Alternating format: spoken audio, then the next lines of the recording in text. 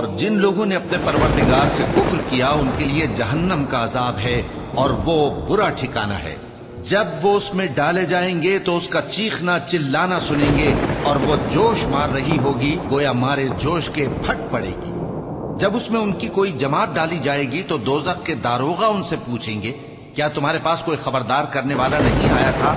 वो कहेंगे, क्यों नहीं, जरूर खबरदार करने वाला आया था, बस हमने उसको झुटला दिया और कहा कि अल्लाह ने तो कोई चीज नाजिल ही नहीं की, तुम तो बड़ी गलती में पड़े हुए हो।